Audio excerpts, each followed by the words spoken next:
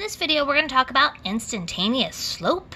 All right, so basically how this works is that if you give me any function, I want to do a best guess as to the slope of that function at any specific point, okay? Now, I'm not talking about a line, because a line has constant slope. I'm talking about something that has some change to it. So let's say you want to look at e to the x, okay? So e to the x, and again, you could put this into Desmos, e, just put the letter e to the x. Right, it's pretty flat on this side, and of course it grows exponentially on this side. Okay, so let's say that we picked any spot along here. Let's just say, let's keep it simple, and let's say that I was interested in x is 1, and I want to know what's the slope. Right, what's the slope there?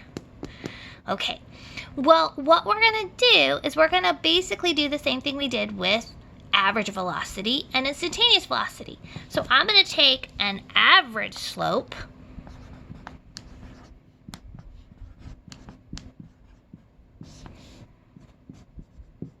okay, and I want one of those points to be the number 1. Okay, so I want to have that lower bound of 1. Okay, now I'm going to pick anything bigger than 1 for the most part, except for the closer I am to 1, the more likely this is to be instantaneous. So what I'm saying is that if I do 1 and 1.5 and find that slope, that's a little too far away. Okay? So here, if I use 1 and 1.5, the average slope isn't really going to look like the instantaneous slope. So if I want to go ahead and try and hurry this process along, then I want to get as close to 1 as I can. So instead of using 1.5, I'm going to use 1.01. Or heck, maybe even throw in an extra 0. Let's do it. I'm feeling wild. If I do this interval, then this will be close. Okay, so what will happen here if we want to do this is that we're going to figure out the y's are my function, right? So here, I'm going to use the points 1.001 minus 1. And up here, I'm going to have e to the 1.001 minus e to the first. Leave all those beautiful decimals in your calculator, guys. So here, I'm going to go ahead and just use my calculator. So let's see, I've got e to the 1.001. I'm just going to do it all at once. Minus e to the first.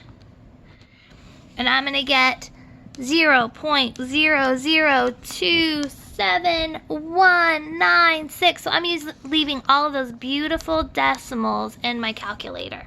Okay. And now I'm going to divide it by 0.001. All right, when I do that, I get 2.7196. Okay, so interesting thing here.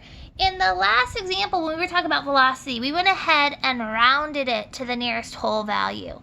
And I felt pretty confident about doing that. Here, I'm a little bit nervous about rounding to the nearest whole value. So what I would probably do is just go ahead and keep a couple decimal places. So either round to the nearest 10th or round to the nearest 100th. So I would say we're going to call this instantaneous slope. So right now this is average slope.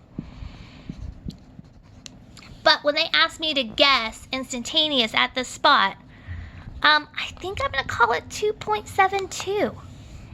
Okay, so at x is 1 on the function e to the x, the instantaneous slope appears to be right around 2.72. Okay, so for those who are now going, well, Jen, in the last video, could I have rounded to the nearest 10th or 100th? Sure. If you're ever nervous, keep some decimal places.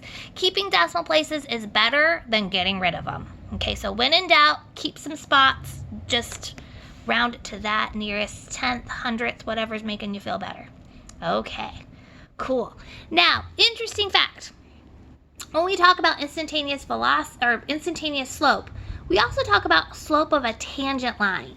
So you'll see in my notes that when I'm on a small interval, average slope will equal instantaneous slope, which will also equal the slope of the tangent line at that point.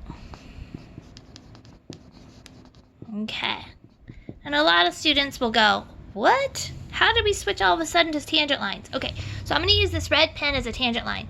So if we imagine putting a tangent line on this curve, what you'll notice is that pen and the curve look identical at that spot. So I'm saying that if I drew in a tangent line at my spot, what you're going to see is that these two, where they're connected, have identical slopes. Okay, so you will hear over and over again in our book throughout chapter, especially chapter 3, that the instantaneous slope of a curve and the slope of the tangent line at that same point are identical. All right, good luck with this instantaneous slope idea.